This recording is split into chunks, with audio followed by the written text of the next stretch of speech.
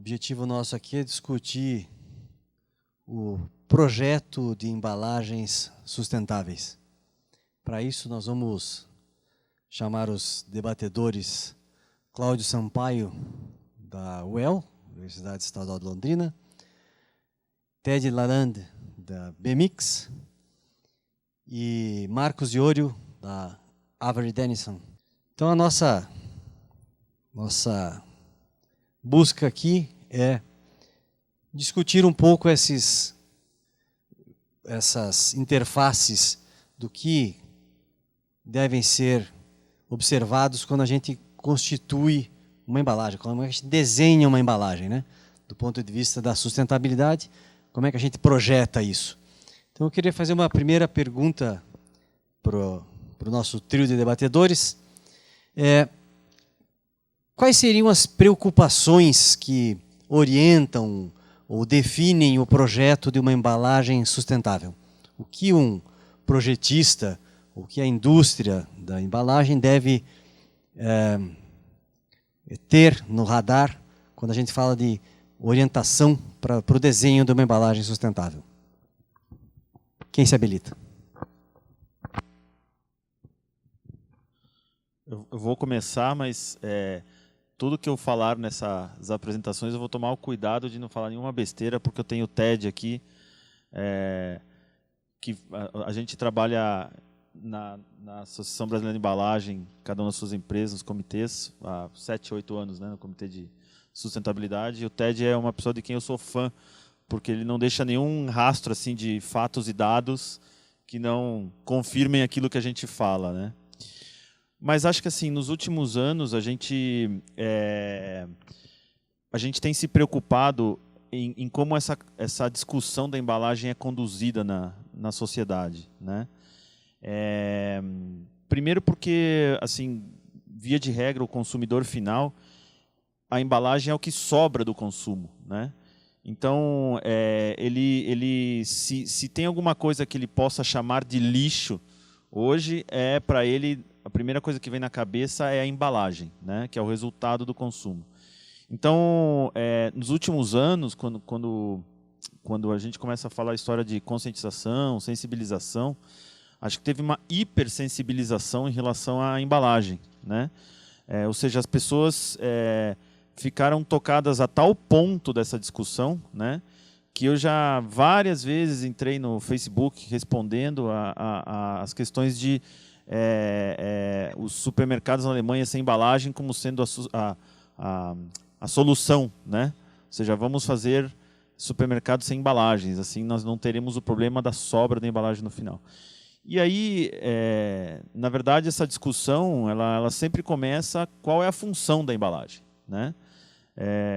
Então, é lógico que ela tem uma questão da venda do produto, posicionamento em gôndola, preservação do produto, né, para que ele seja consumido da melhor maneira possível, né? E aí a gente não consegue, acho que assim, é importante colocar como escopo da discussão que a gente não pode discutir a embalagem sustentável, né? Porque a embalagem ela faz parte de um sistema, ela está lá por causa do produto, né? A gente não vende embalagem sozinha no supermercado, né? Então, quando a gente vai discutir se aquela embalagem é mais sustentável ou não, você não pode dissociá-la do produto, né? Existem alguns gráficos que colocam bem isso, ou seja, é lógico, se você pegar, por exemplo, um alimento e começar a colocar muita embalagem, né, ele tem impacto no custo, ele tem uma parte desnecessária de uso de recursos, né, na utilização da embalagem. Mas se você começar a colocar menos embalagem do que o necessário e começar a ter perda de alimento ou perda do produto, o impacto ambiental dessa perda é exponencialmente maior do que os ganhos que você tem naquela pequena redução de embalagem, né? Então, para começar a discussão, se a gente separar e ficar olhando só a embalagem, a gente está na discussão errada, né? Você tem que sempre analisar a função da embalagem e o propósito dela combinado ao produto. Acho que esse é o ponto de partida para você começar a discutir embalagens ou materiais, embalagens de menor impacto enfim, no ecossistema, né? Boa tarde. Então, a pergunta foi quais são os critérios a considerar no desenvolvimento de uma embalagem, querendo deixar essa embalagem mais sustentável, né? Porque, como foi falado, embalagem sustentável não existe, não é binário. Não, senão vai dividir as embalagens. Aqui está o grupo daquelas que são sustentáveis, aqui o grupo daquelas que não são. Não é assim. É uma escala de intensidade multicritério, né? O que você não pode fazer de jeito nenhum é focar na embalagem. Para desenvolver uma embalagem mais sustentável, isso foi falado pelo Marcos agora, o produto embalado tem que estar no centro da sua questão. Não existe uma forma de pensar isso, não existe embalagem sozinha. Talvez embalagem de presente, não sei se é assim, mas mesmo assim o centro da equação deve ser o presente, né? Então, a embalagem ela existe apenas e somente para servir um determinado produto. E esse produto ele tem uma função. E a função do produto, em geral, é muito mais nobre do que a embalagem em si só. A embalagem vem apenas como um acessório. Algo que vai possibilitar o quê? Vai possibilitar a proteção, a distribuição e a comercialização daquele produto. Então, a pergunta para o desenho de uma embalagem mais sustentável deve ser: como ela vai possibilitar a entrega sem perdas do meu produto? Mas você vai falar, mas isso já é feito. A maior parte das embalagens que estou olhando, que estou tentando melhorar, elas já fazem isso. Não. Posso garantir para vocês, e já estou trabalhando nessa área já faz tempo, né? Especificamente sobre esse tema de embalagem e sustentabilidade, as cadeias de distribuição são muito, muito ineficientes. E o Brasil não é uma exceção. Para determinadas cadeias, tem muitas perdas. Muitas perdas. E o custo ambiental dessas perdas é astronômico. Estou falando das perdas desde o início do momento em que a embalagem entra na equação do sistema, que é o envase de um produto, né, até o consumo pelo consumidor. Então, você vai perder na logística, você vai perder no varejo, você vai perder na própria casa do consumidor, você perde ainda no ato do consumo, né? E essas perdas somadas representam, como foi falado, que a gente poderia mostrar dados, vou tentar mostrar alguns dados como alguns exemplos amanhã, né? Essas perdas são terríveis, o custo ambiental disso, se você olha desperdício de alimentos, é enorme o custo ambiental disso, né? E não se compara, mas nem de longe, como o custo ambiental das embalagens. Então, para responder a pergunta, a primeira coisa a olhar é o produto. Boa tarde. Eu concordo sim com eles, né, que a embalagem é um componente importante do sistema do produto, faz parte, você tem que considerar isso.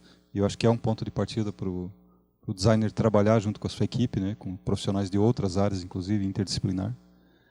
Primeiro, entender esse sistema e o ciclo de vida desse sistema, né, e qual o peso dessa embalagem em termos ambientais, né, falando do aspecto ambiental, em relação ao peso desse sistema do produto, né. Até para tirar um pouco tirar não, mas realmente deixar claro qual é a proporção de responsabilidade da embalagem nesse impacto ambiental ampliado do produto, né? Então, identificar isso de início, acho que é importante, né?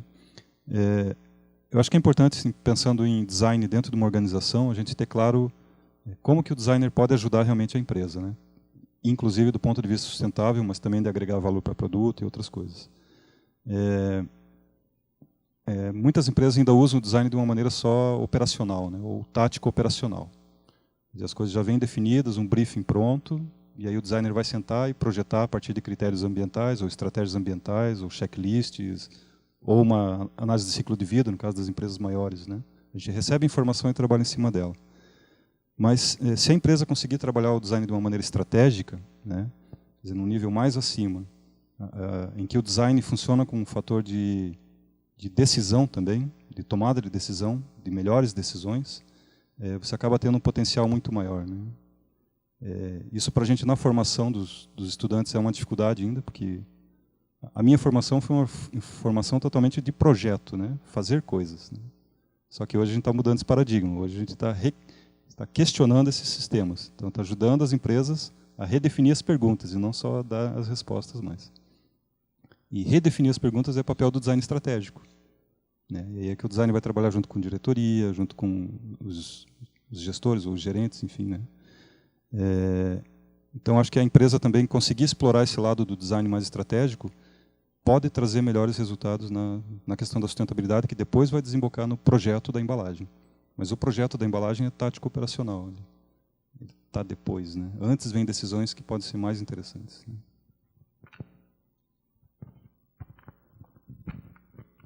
Né? Bom, dado esse escopo, né, para começar a discussão, acho que aí depois entram quais são as ferramentas para a gente tomar decisões estratégicas, enfim, como a gente vai levar em conta. E aí, por mais que a gente tente, às vezes a discussão acaba virando passional, né? Como a gente viu na apresentação do Paulo, quando ele colocou, acho que aquela ave cheia de óleo, né? Você está tocado, você está sensibilizado pelo óleo, assim como você fica sensibilizado pelo plástico que está no oceano, enfim. Mas não dá para a gente discutir tecnicamente dos impactos do sistema produto-embalagem se você não usar, de alguma maneira, uma ferramenta chamada que é análise ciclo de vida. Né? Se você não olhar sistemicamente todas as cadeias que compõem a formação daquele produto-embalagem e ver exatamente qual é a parte de recurso humano que toda essa indústria levou até chegar à mão do consumidor e o seu descarte, você pode levar a discussões do eu acho que, né? E eu acho que essa impacta menos ou mais do que esse sistema impacta mais ou menos que o outro. Então, a segunda componente quando a gente entende isso, o análise ciclo de vida começa a ser ferramenta indispensável para essa discussão. E há umas semanas atrás, o Ted me avisou por WhatsApp que ele ia participar daqui. Eu fiquei super contente, que a gente está no mesmo painel, inclusive. E aí ele estava terminando um artigo no blog que ele tem de sustentabilidade e embalagem sobre a questão das cápsulas de café, né?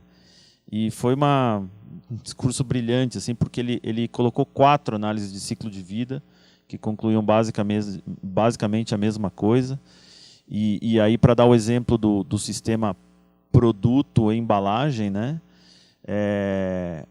A cidade de Hamburgo, na Alemanha, proibiu que as repartições públicas utilizassem a cápsula individual, com a premissa de que por elas serem de plástico, elas não tinham a reciclagem, né, organizada para isso. Você me corrige aí, até de que o artigo é teu, hein?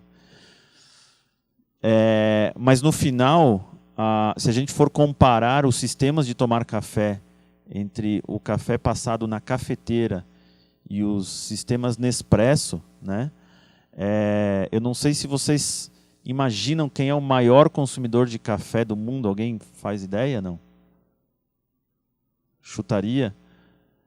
E é um consumidor universal. Tem em todos os países, chama-se PIA. Né?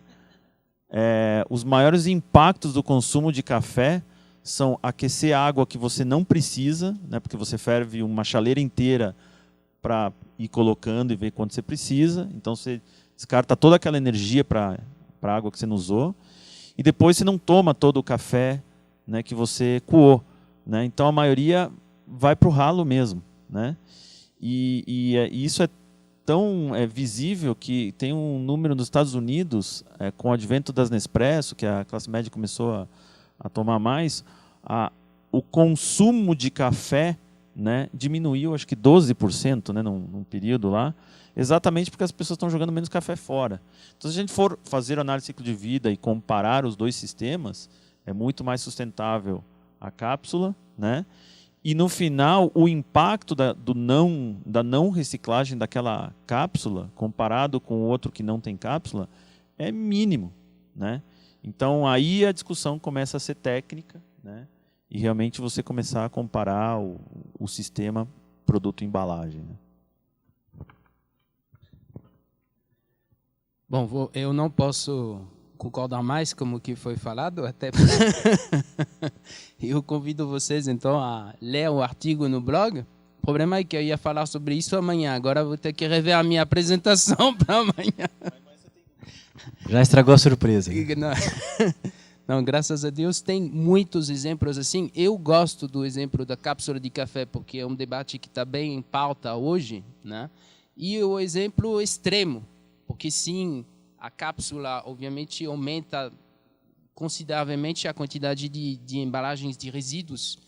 É um caso até extremo pelo aumento da quantidade de resíduos, e mesmo assim, nesse caso, eu estou falando de análises de ACV realizadas por universidades na Europa, nos Estados Unidos, por pesquisadores independentes que chegam às mesmas conclusões, né? E o exemplo do café é interessante porque também se permite olhar como a visão do consumidor é extremamente distorcida, né? Porque como consumidor, por exemplo, da cápsula, a gente olha esse resíduo que está em nossa casa.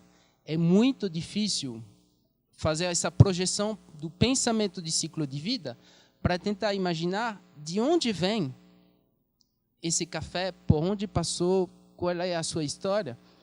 Quem trabalha na indústria deve conhecer a quantidade, por exemplo, de embalagem secundária, que a cápsula seria a embalagem primária, que ela está em contato direto com o alimento, né, o produto, né? Mas, ao longo da cadeia de distribuição da cápsula e de produção do café, tem várias instâncias nas quais é necessário utilizar pallet, film stretch, caixas de papelão,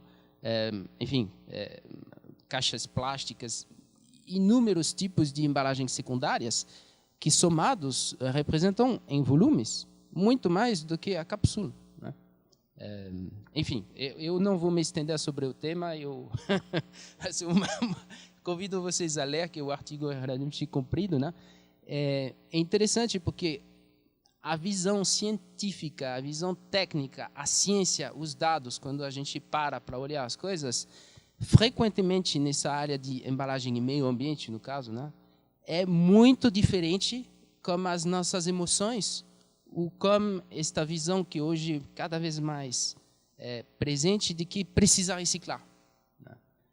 Então, para as embalagens, colocar a reciclagem num pedestal acima de qualquer outra coisa e às vezes forçar ou investir para reciclar, evitar o aterro a qualquer custo, eu posso citar vários exemplos para vocês, né? Muitas vezes isso é muito prejudicial em termos ambientais, né? Eu vou parar por aqui, então depois eu volto com um exemplo na minha próxima fala sobre esse tema. Acho que quantificar, né, o problema realmente, em vez de trazer só a qualidade, né, é importante. Na formação na universidade é um grande problema para a gente, né? A gente ainda não consegue ter um acesso tão fácil a LCA, né, a ferramentas da LCA. Agora, há pouco tempo, lançaram o Open LCA, né, que é um software de iniciativa livre, interessante. Até descobri isso no simpósio que teve em Belo Horizonte agora. Então, a gente tentar trazer isso para a academia seria muito bom, né? Só que eu penso agora do lado das empresas, né? Se você pega uma grande empresa, sei lá, Gessilever, uma Philips, uma Natura, consegue incorporar essas ferramentas de quantificação de impactos nos seus processos, porque tem dinheiro para isso, né? Só que a gente sabe que a maior parte da economia são micro e pequenas empresas. E as micro e pequenas indústrias que estão aí pelo Paraná todo, pelo Brasil todo, né? E que precisam tornar seus processos melhores, né? Como é que você leva uma LCA para uma empresa dessa, para o dia a dia dela, que até a gente brincou na hora do almoço, comentei com eles, que estão vendendo almoço para pagar a janta, né? É pensamento de curtíssimo prazo, né? A empresa tem que sobreviver nesse mês, no próximo mês. Ele não tem tempo de fazer grandes planejamentos estratégicos, que dirá de sustentabilidade, estratégia de sustentabilidade. Então, faz parte da nossa obrigação na academia, mas também de governo, também de secretarias e tudo mais, ajudar esses pequenos, e micro e pequenos, a incorporar esses processos. Porque enquanto a gente não conseguir fazer isso, a gente vai estar falando numa coisa muito high profile, né? Meia dúzia de grandes empresas, mas a gente não chega realmente na ponta do problema. E são os que mais geram emprego, são os que mais influenciam na economia, né? Eu acho que tem esse lado também. Se a gente pensar em em desafios nesse cenário que vocês traçaram, quais seriam esses desafios? É obter informações de modo confiável, levar essa informação adiante ao público para que ele tome decisões, popularizar ferramentas para que as indústrias possam utilizá-las de forma mais simples, objetiva, direta, popularizá-las, enfim. Na opinião de vocês, quais são os maiores desafios desse cenário? Faça das suas palavras as minhas. Já deu eu acho que é complexo mesmo, porque não são várias frentes de atuação, né? Se a gente falar do pensamento de análise de ciclo de vida, né? Legal a gente começar a pensar isso, mas e os dados, né? Eu tive na semana passada com um professor que para vocês terem uma ideia, ele me falou que na academia hoje pessoas gabaritadas e que estão trabalhando com análise de ciclo de vida puramente com isso, tem 12 pessoas no Brasil. Parece que são 20 pessoas, das quais 8 são estudantes que logo vão se formar e vão ter suas carreiras. E a gente fica com 12 pessoas gabaritadas para trabalhar isso. E o Brasil começou agora a engatinhar em coisas que a Alemanha já há 20 anos vem fazendo, que é construindo seus bancos de dados de análise de ciclo de vida, né? E que aí permitem, de alguma maneira, que você utilize de uma fonte aberta, enfim. Então, acho que a questão de geração de dados é importante. A gente, dentro da Avery, às vezes eu tenho discussões, a gente tem ferramentas de análise de ciclo de vida, mas que são mais compactas, vamos dizer, né? Não são tão exatas, mas são mais rápidas de trabalhar e são fundadas em alguns bancos de dados, como o EcoInvent, enfim, alguns bancos de dados europeus, americanos. Mas aí, quando a gente vai fazer alguma mudança, por exemplo, num rótulo, né, que é a indústria que eu estou inserido, é um rótulo de papel, e a gente basicamente utiliza papel produzido no Brasil, o impacto da fibra de papel do eucalipto feito no Brasil, provavelmente a análise de ciclo de vida é muito mais favorável que o papel produzido nos Estados Unidos, que vem de uma floresta nativa, enfim. Então, a gente não tem esse dado para quantificar qual que é o impacto do papel de eucalipto, né, de maneira fácil que todas as indústrias que queiram utilizar esse dado utilizem. Os adesivos que a gente utiliza são feitos aqui, não são feitos na Alemanha. Então, você começa a fazer analogias, isso se parece com o papel mais, enfim, do oeste europeu, isso se parece mais com um adesivo com essas características, mas você não tem um número preciso, né, para realmente dizer se é ou não é. E às vezes a gente uma pequena mudança numa cadeia química do adesivo, ele transforma de um baixo impacto a um produto com altíssimo consumo de água, né? Então aí você pode estar tomando decisões erradas de projeto porque você não tem dados, né? Eu acho que assim também o Cláudio falou um pouco do design, né? O conhecimento integrado aqui no Brasil ainda ele não é uma realidade, né? A multidisciplinaridade, né? A gente vê empresas, agências como a Ideal, né? que é uma das que promoveu o design thinking fortemente nos últimos anos. Você vê que as equipes são multidisciplinares, né? Quando a primeira vez que eu vi que dentro de um grupo de design tinha um antropólogo, eu falei assim, nossa, mas um antropólogo, né? E aí quando você começa a ver as personas e que elas tentam desenhar para as pessoas, né? Os produtos são para as pessoas, essa multidisciplinaridade é super, né, óbvia, né? E a gente ainda acho que a gente ainda no Brasil não tem essa prática. Estou falando nem de empresa pequena e média, estou falando as multinacionais ainda tem aquela visão que pesquisa e desenvolvimento é feito dentro de um laboratório fechado com 3 pessoas que não conversam com ninguém, enfim, que receberam um briefing, depois de 2, 3 anos vão tentar entregar alguma coisa que não era bem aquilo que se queria, né? Então é difícil você acertar esse passo do desenvolvimento, né, levando mais de uma questão, né, que não é só o custo, não é só a funcionalidade do produto, mas tem um universo de histórias. Tem a questão dos impactos, tem a questão de desenhar para uma reciclagem, né? Então, eu tenho um produto, mas eu tenho que estar pensando, quando ele for descartado, se ele vai atrapalhar alguma cadeia de reciclagem, né? Então, essa visão sistêmica acho que a gente ainda, né, vai levar tempo ainda para incorporar todos esses elementos juntos numa sala só, né? Bom, a primeira pergunta foi qual é o principal critério a considerar na hora de desenvolver uma embalagem com menos impactos ambientais ou maiores impactos positivos. A gente falou o produto. Aí a segunda pergunta agora é qual é o principal desafio nesse processo de desenvolvimento, né? E, ao meu ver, o principal desafio, eu creio que é um desafio que está ficando cada vez maior, é a discrepância que existe hoje entre a opinião popular, ou a crença da população em geral, e os dados que mostram a ciência. Novamente, nesse tema relativamente restrito de embalagem e sustentabilidade, né? Eu não vou me aventurar em outras áreas, mas eu creio que também, em muitos casos, hoje em dia, talvez seja um impacto da internet, provavelmente, né? Mas tem que tomar cuidado na hora de ter uma opinião e defender um ponto de vista, se você não está muito bem embasado, sem você ter estudado corretamente o caso.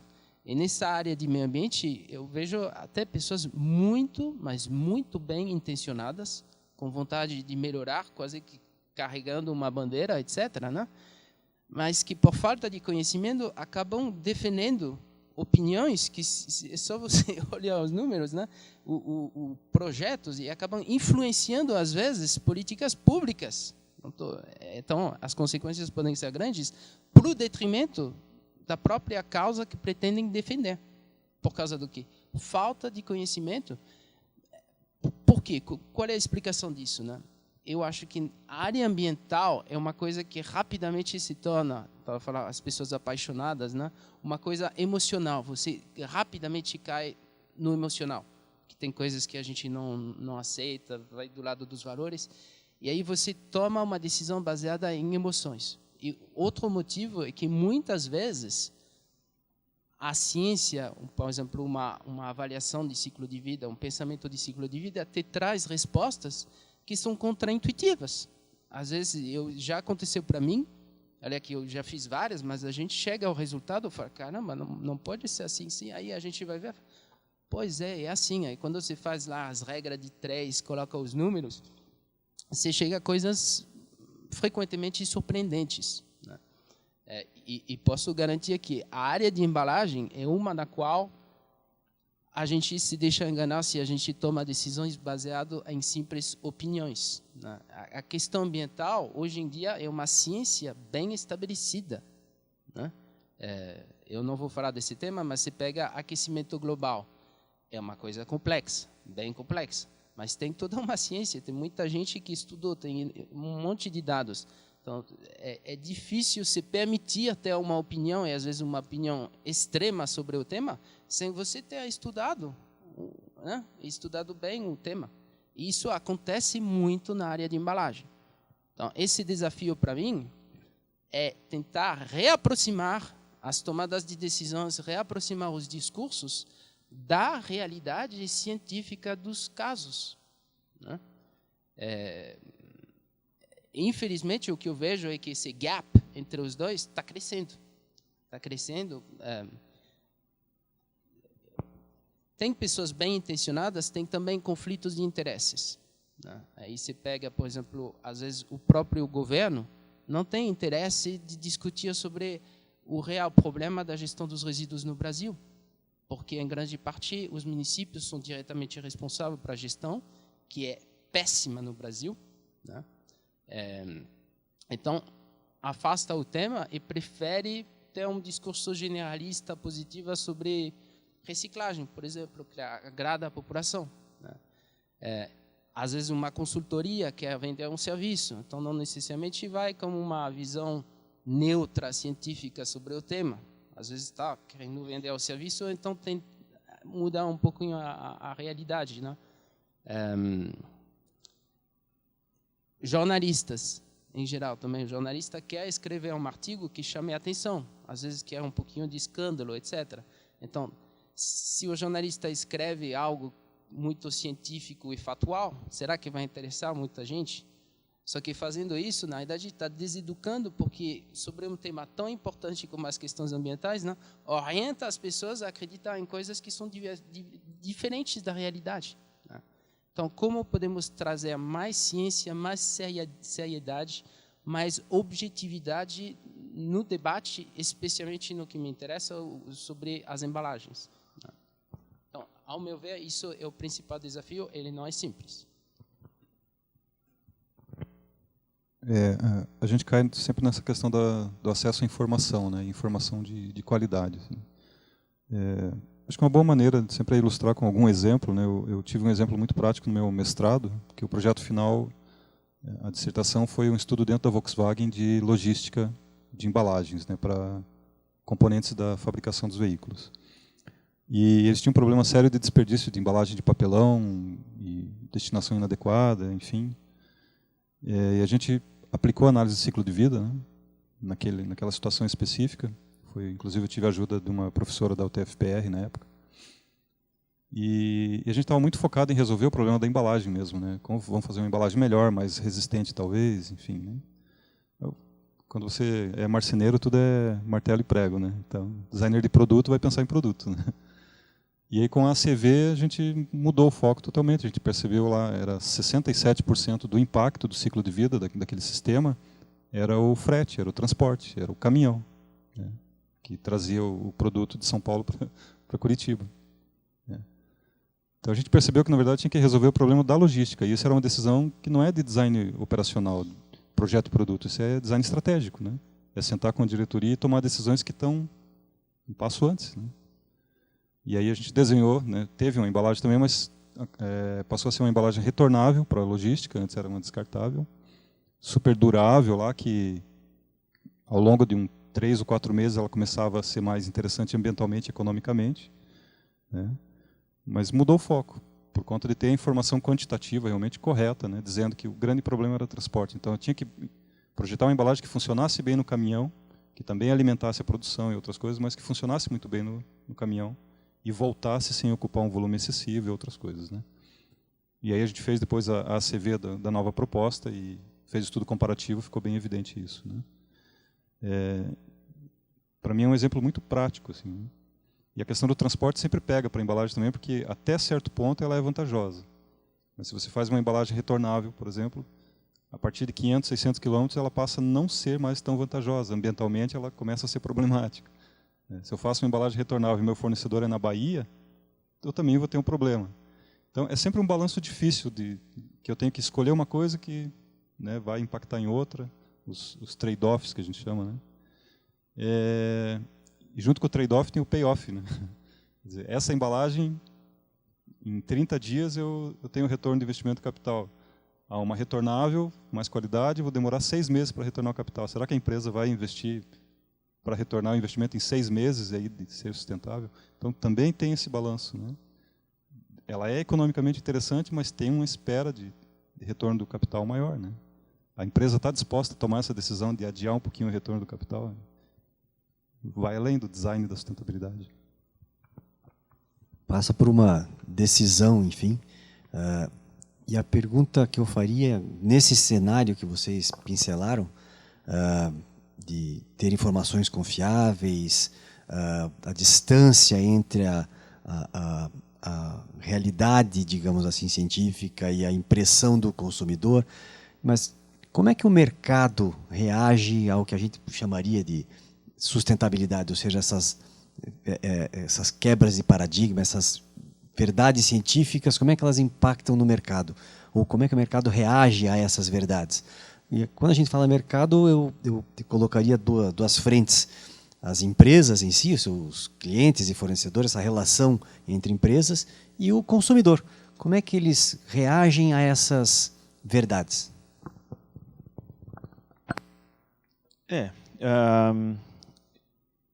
Primeiro, assim, as gerações estão tendo mais acesso à informação, qual seja a qualidade dela, né? Então, a gente vê que todos os millennials, ou geração Y, né, já receberam uma quantidade de informações na escola, na internet, né? Então, eles já vêm com outras demandas e têm outro olhar sobre as marcas, né?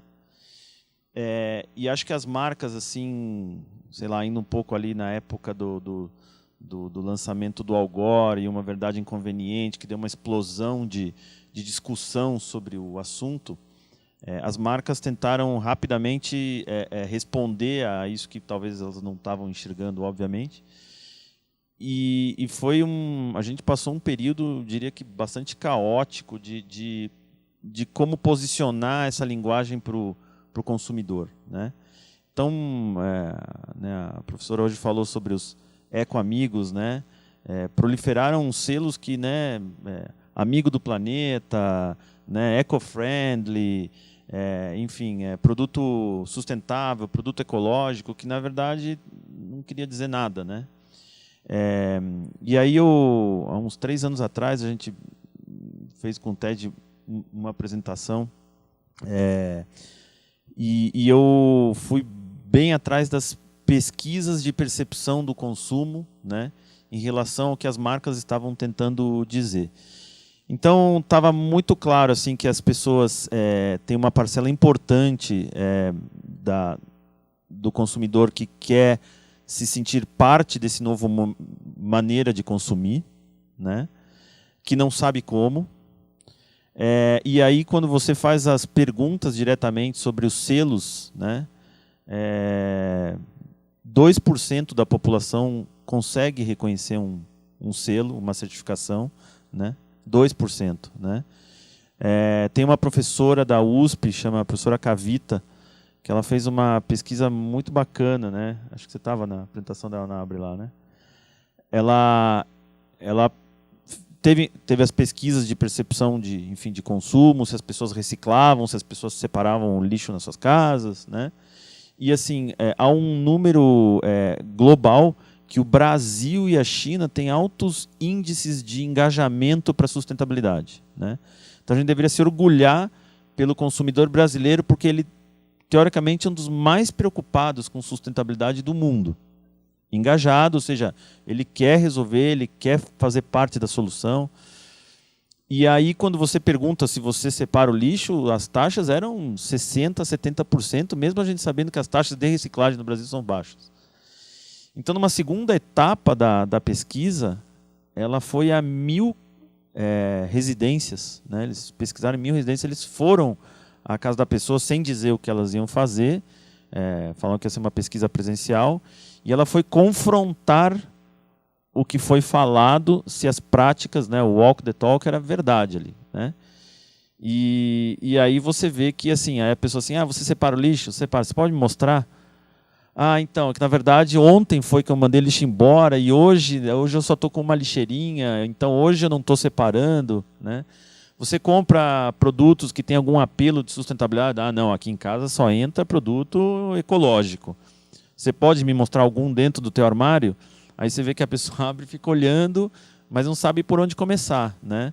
Aí você mostra um selo de FSC ou, enfim, qualquer uma coisa, ela não sabe do que aquele selo, do que ele está falando, qual que é o claim, né?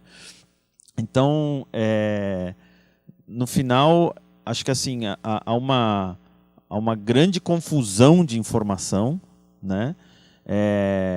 As marcas se esforçam para tentar passar alguma informação de alguma maneira, mas vamos e venhamos, hoje a gente está impactado por tanta informação que né? Eu fiquei curioso na hora que a professora falou, né, de ir atrás do sorbato de potássio, né? Assim, será que sorbato de potássio faz mal, né? Agora o consumidor é obrigado, assim, eu só quero sem açúcar. Você colocou mais uma questão que é do sorbato, onde, né, na hora de consumir lá, sem sinal de internet e tal, eu tenho que saber sobre o sorbato, se faz bem ou mal, melhor não consumir, né? E eu acho que isso é para um monte de coisas, né? Então, acho que o consumidor tem intenção, mas é difícil fazer a informação chegar, né? A gente tem um case de rótulo da Natura, né, de uns anos atrás. A Natura começou a utilizar muito o rótulo bula, né? Nos Estados Unidos chama booklet, né? O rótulo que você abre e vira um livrinho, né? E isso é porque você precisa aumentar a área impressa do rótulo para passar mais informação para o consumidor. Ela precisa contar dos povos ribeirinhos que foram preservados lá na Amazônia, que numa época do ano não pega a castanha do Pará para utilizar. Então, como é que você, na hora do consumo, passar toda essa informação? É tentador você falar assim, amigo do planeta, né? Colocar um carimbo na embalagem e tomara que ele acredite em mim, né? Então, acho que é um desafio, à medida que a gente vai tendo mais informação, como fazer o consumidor leigo que está interessado em consumir sustentavelmente, rapidamente capturar isso na gôndola ou na internet ou no rótulo, e ele se afeiçoar à marca e falar assim, não, ela comparte dos mesmos valores que eu tenho, por isso que eu vou consumir. É um dos desafios que as marcas têm.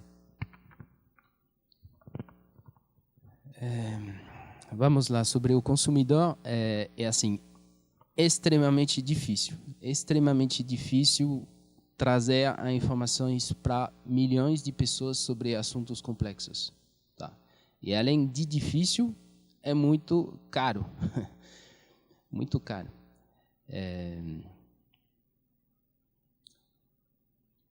Na verdade, nem sei muito o que adicionar, eu vou passar a palavra, porque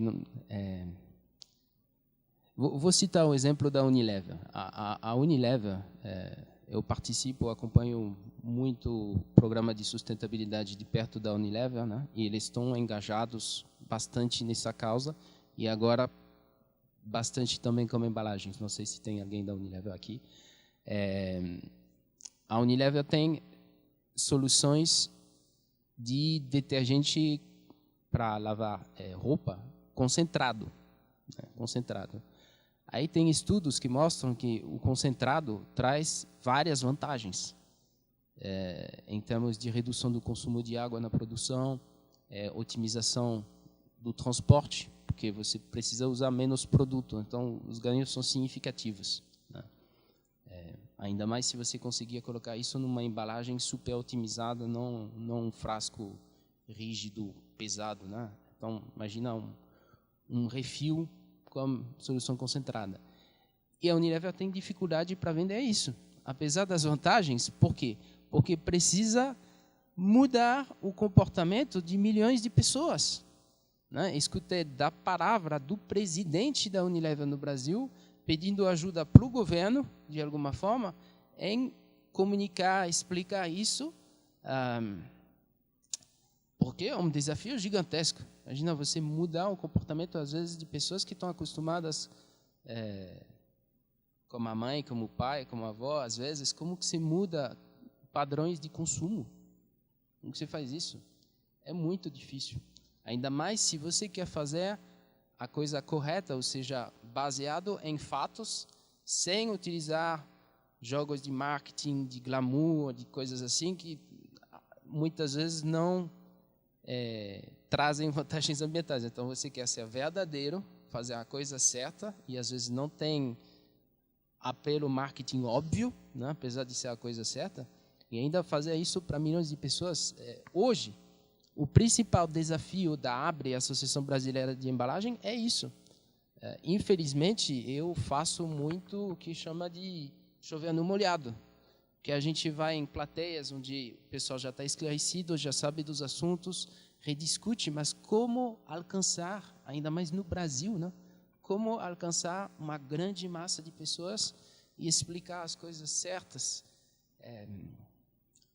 Olhem, faz já mais de 10 anos que eu trabalho só com essa questão de embalagem e sustentabilidade. Eu tenho uma formação assim, robusta, anterior nessa área específica, e ainda estou aprendendo todo dia. É complexo. Até resumir a informação é complicado. Então, é um grande desafio. Eu não tenho resposta de como fazer isso. É um grande trabalho. É um trabalho de várias frentes, né? Ao mesmo tempo que você tem que ir trabalhando o esclarecimento cada vez maior, né? Isso é um trabalho que demora, né? É de longo prazo. Você também tem que ir tentando produzir, né? Criar produtos, embalagens melhores, serviços melhores, logísticas melhores. São várias coisas caminhando juntos que não podem parar, né? Então a gente tem que desenvolver competência em várias frentes. Isso é cada vez mais difícil, né? A nossa obrigação está cada vez mais pesada, na verdade, dar conta disso tudo, né? Para o design, isso está totalmente incorreto, porque você tem o design da informação, né? Aí você tem o design do produto, aí você tem o design de sistema, design de serviço, N coisas que você tem que dar conta, o design da embalagem, né? Na formação, em 4, 5 anos de graduação, como é que você trabalha tudo isso com o aluno, né? E aí vem a necessidade de estar sempre estudando e se capacitando, enfim. Eu acho também que tem 2 caminhos que a gente pode trabalhar. Um, e é o que foi dito no evento da manhã, né, na discussão da manhã, o exemplo da Itaipu, quando as grandes corporações puxam decisões melhores dos fornecedores, né? Elas, por meio de requisitos mais exigentes, enfim, mas também tem que estar bem informados, né? Elas direcionam melhores decisões dos seus fornecedores. Essa vem de cima, né? Mas eu acho que também tem as iniciativas que vêm de baixo. Então, as pequenas inovações que as empresas desenvolvem, né? Os pequenos projetos piloto, que depois acabam se tornando coisas maiores e crescendo, também têm potencial de mudança, né? E acho que eles têm que ser explorados, têm que ser incentivados também, né? As pequenas coisas que surgem nas universidades, que depois podem tomar um corpo maior, né? Eu estava lendo um livro um tempo atrás do... Escapou o nome agora, sociólogo francês, da teoria da complexidade, Morin, Edgar Morin. O Morin, ele fala assim, que a gente não deve perder a esperança de que as pequenas atitudes possam gerar grandes transformações, porque a gente não tem a menor noção do que vem no futuro. A gente acha que pode prever, criar cenários melhores e tudo, mas no fundo a gente não tem muito controle disso. Pode acontecer um evento no meio que é um ponto fora da curva que muda toda uma trajetória e de repente uma coisa que não era significativa se torna de uma hora para outra, né? Então, os pequenos projetos, várias pequenas coisas acontecendo, também têm esse potencial de influenciar uma coisa que vai se catalisando, né, e de repente toma forma de uma hora para outra, em 1 ano ou 2, e aquilo vira uma tendência, né? Então a gente também não pode desistir de fazer os nossos pequenos projetos dentro das empresas, dentro da universidade. E, aliás, eu acho que isso tem um potencial até maior do que o puxado de cima, né? Porque as grandes empresas, por mais que elas sejam influenciadoras da economia, elas têm um potencial limitado também de influência, né? Elas só vão até certo ponto. Você tem lá, sei lá, pega um setor específico de cosméticos, você tem lá 10 grandes empresas no país, ou no mercado daquele país, que hoje está disseminado, né? Mas você pega as pequenas empresas, tem muito mais, e outros atores do sistema, e ONGs, e, enfim, que são muito maiores, muito em quantidade, e acabam representando muito mais, né? Então acabam tendo um potencial de transformação juntos muito maior. Eu acredito nos pequenos projetos também. Acho que eles também são importantes, a gente não pode desistir deles, né? Se a gente pegar esse tema como foco, a capacitação, ou seja, se a gente precisa de gente capaz cada vez mais, como formar quadros, como ter gente capacitada para enfrentar esses desafios, dar conta desses problemas, quais as iniciativas que a indústria tem hoje, que a academia tem, conversam entre si, como funciona essa formação de mão de obra? Boa pergunta, né? Vou deixar para o Ted, que ele trabalha na área da formação de mão de obra. Que traidor. Eu sou professor também. Eu vou recomendar 2 cursos para quem se interessa sobre desenvolvimento de embalagem. No Senai de São Paulo, tem 2 cursos, um específico sobre desenvolvimento de embalagens flexíveis e o outro sobre desenvolvimento de embalagens em geral. São pós-graduação. Eu tenho a sorte de conhecer várias universidades em vários países, várias escolas. Eu gosto muito do Senai, do ensino do Senai no Brasil. É uma coisa excepcional, acho, para o país. Esses 2 cursos são bons como profissionais. E tem uma disciplina dentro da grade desses cursos que é embalagem e sustentabilidade, né? Agora, de forma genérica, como capacitar?